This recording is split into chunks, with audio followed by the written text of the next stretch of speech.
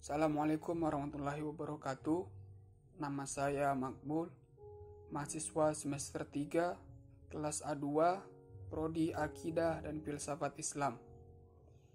Saya akan menerjemahkan teks bahasa Arab yang berjudul Ta'thirul Mazhabil Ismaili, yang artinya pengaruh mazhab Ismailiyah. Namun, sebelum menerjemahkan teks, ada baiknya kita mengetahui beberapa kosakata yang ada di dalamnya. Yang pertama ada mukhtalifah, yang artinya berbeda. Fikroh, yang artinya ide, pikiran atau gagasan. Muhawalah, upaya atau percobaan. An-nusyu, kejadian, perkembangan, evolusi. Qabulan, menerima, bertemu atau berhadapan. Kemudian ada atifan, simpati. Tashkil artinya membentuk atau pembentukan. Siasi, politik. Bitaksis, mendirikan. Ad-daulah, negara atau dinasti. Baik, setelah itu kita akan lanjut ke teksnya. Laqad muhawalatal Farabi litafsirin nusyu fil falsafatil Yunani wallati kanat mukhtalifan naw'ama an fikrah al-khalqi qabulan wa ta'atufan min qablis sufi wal ismailiyina alladina tamakkanu min tashkil kiyani siyasi lahum fi Tunis wa qamu bita'sid daulah al-Fatimiyah ama tis'ami'ati wa tis'a walladhi kana ma'aridan lil khilafah as-sunni fi Baghdad wa fi ama tis'a thalathati wa sab'un amtadda nafudul ismailiyina ilal Qahira wa qamu bibina'i jami'il Azhar.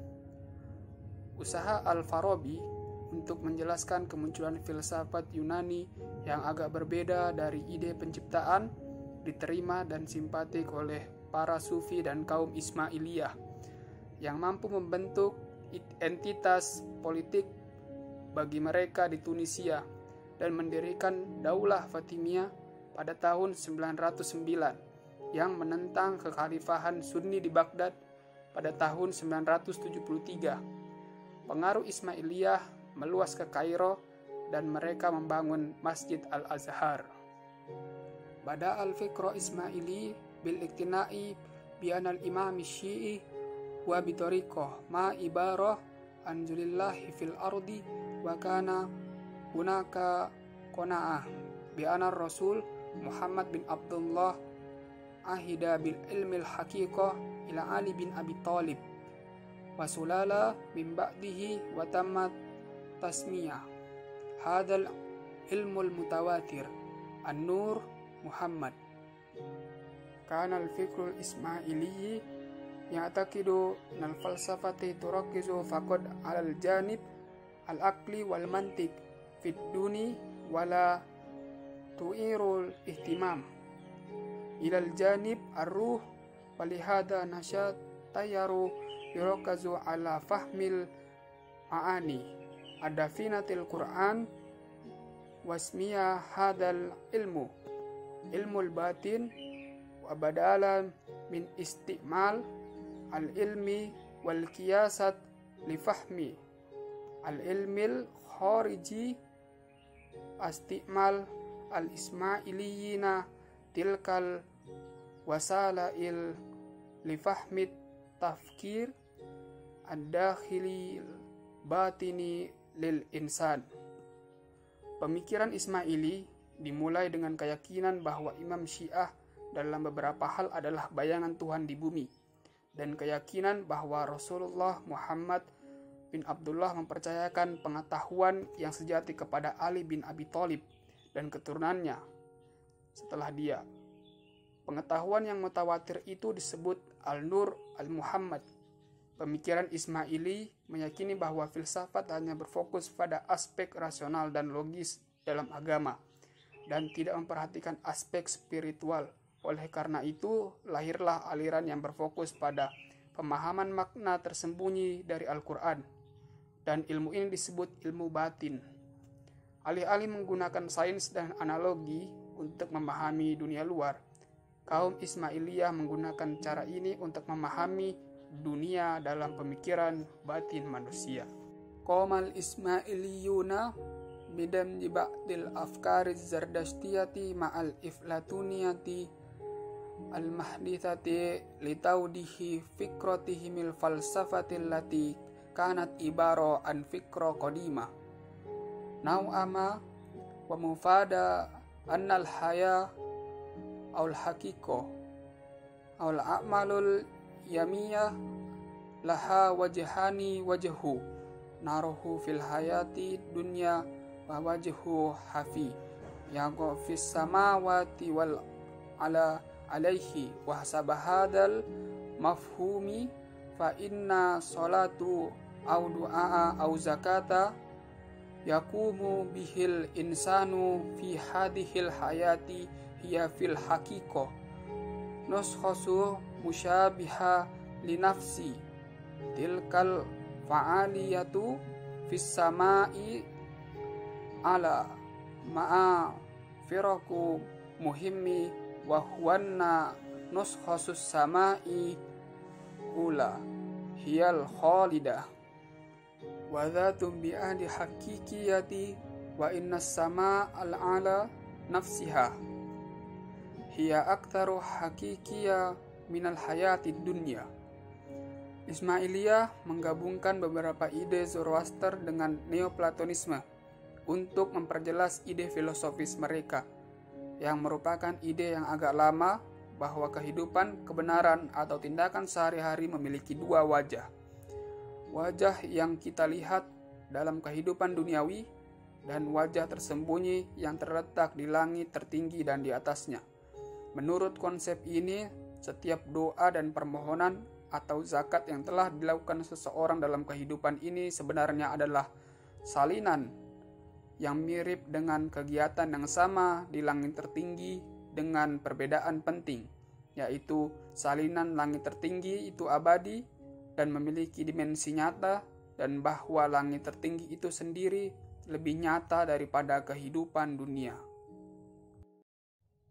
Anal jadiri bitikri anna fikra ba'dil hayatid dunya was sama'il a'la kanat fikra ironiya qadimah tarakkahal fursh inda maktanakul islam walakin al ismailiyina ha'aduha lil hayati wadamjuha ma'a fikron nusul yunani wa tahlil al farabil qailati innal insan birrogmi min man nasya'i ala hadhil ard fa innahum tidak lisilsilati mi'at wan nusyu allati bada'at minal masdar ila sama'il ala ilal kawakib syams wal qamar wa innal insana lahul qudra bi anna yazilatir riba hadhihi tarakumat minan nusyu likai yarji'a ilal khaliqil awal. Perlu dicatat bahwa gagasan tentang dua dimensi kehidupan duniawi dan langit tertinggi adalah gagasan Iran kuno yang ditinggalkan oleh Persia ketika mereka masuk Islam. Tetapi Ismailiyah menghidupkan kembali dan menggabungkannya dengan pemikiran asal Yunani. Analisis Al-Farabi mengatakan bahwa manusia terlepas dari asalnya di bumi ini merupakan perpanjangan dari serangkaian tahapan evolusi yang dimulai dari sumber hingga langit tertinggi, hingga planet-planet, matahari dan bulan, dan bahwa manusia memiliki kemampuan untuk menghilangkan debu akumulasi ini dari asal-usul untuk kembali ke Sang Pencipta yang awal. Kanatis samawatul asrul lati tafsilul insan anillahil hasabal mafhumil ismailiyin mertakiza ala rasul Muhammad wa immas sab'is hasabal ismailiyin Ali Al-Hasan Al-Husain Ali Zainil Abidin Ibnul Husain Muhammad Bakir bin Ali Ja'far Shadiq bin Muhammad Ismail bin Ja'far Shadiq. Wa fis sama'il ula kana Rasul Muhammad wa fis sama'il tsani Ali ibnu Abi Thalib wa ba'dal a'immas sab'i wa akhira wa fi sama'il aqrabi ilal ardi kanat Fatimah binatur Rasul Muhammad. Ada 10 langit yang memisahkan manusia dari Allah menurut konsep Ismaili didasarkan pada Nabi Muhammad, dan 7 imam Syiah menurut Ismailiyah: Ali, Al-Hasan, Al-Husain, Ali Zainal Abidin bin Husain, Muhammad Al-Bakir ibn Ali, Ja'far Al-Shadiq bin Muhammad, Ismail ibn Ja'far Al-Shadiq. Maka di langit pertama ada Rasul Muhammad, dan langit kedua Ali bin Abi Thalib, dan setelah 7 imam, dan akhirnya di langit yang paling dekat dengan bumi ada Fatimah putri Rasul Muhammad. Wa kana hadha bitubai mukhalifan li fikra Aristu wa tahlil al-Farabi litilkal fikra haitsu kana falsafatil Yunaniyah tuminu inna hunaka al-awwal wa min hadha al-awwalu nasha'a athani alladhi itsifa bidaka wa natijat likundara thani ala isti'ab fikra al-awwali nasha'a al-thalith wa min al-thalithi nasha'a as-sama'ul ala wa minhu nasa'an nujum wal kawakib wasyams wal qamar wa minhu tal-ashira wal akhir alladhi kana bimathabati jisrin rabitin bainal hayatud dunya was sama'ul ala. Ini tentu saja bertentangan dengan pemikiran Aristoteles dan analisis Al-Farabi tentang ide itu, karena filsafat Yunani percaya bahwa ada yang pertama, dan dari yang pertama muncul yang kedua, yang dicirikan oleh kecerdasan, dan sebagai hasilnya dari kemampuan yang kedua untuk memahami gagasan yang pertama adalah munculnya yang ketiga. Dari yang ketiga muncul langit tertinggi, dan darinya muncul bintang-bintang, planet-planet, matahari, dan bulan. Dan darinya muncul ke-10 dan terakhir, yaitu jembatan yang berfungsi sebagai jembatan yang menghubungkan kehidupan dunia dan langit tertinggi. Kesimpulannya adalah pemikiran Ismaili dimulai dengan keyakinan bahwa imam Syiah dalam beberapa hal adalah bayangan Tuhan di bumi, dan ada keyakinan bahwa Rasulullah bin Abdullah mempercayakan pengetahuan yang sejati kepada Ali bin Abi Thalib dan keturunannya setelah dia.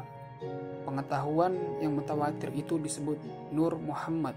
Pemikiran Ismaili meyakini bahwa filsafat hanya berfokus pada aspek rasional dan logis dalam agama dan tidak memperhatikan aspek spiritual. Oleh karena itu, lahirlah aliran yang berfokus pada pemahaman makna yang tersembunyi dari Al-Quran, dan ilmu ini disebut ilmu batin.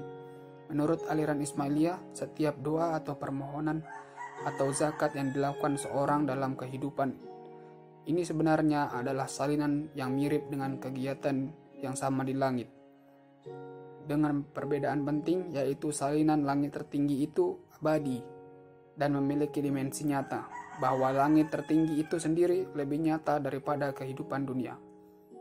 Sekian yang dapat saya sampaikan, kekurangannya mohon dimaafkan. Assalamualaikum warahmatullahi wabarakatuh.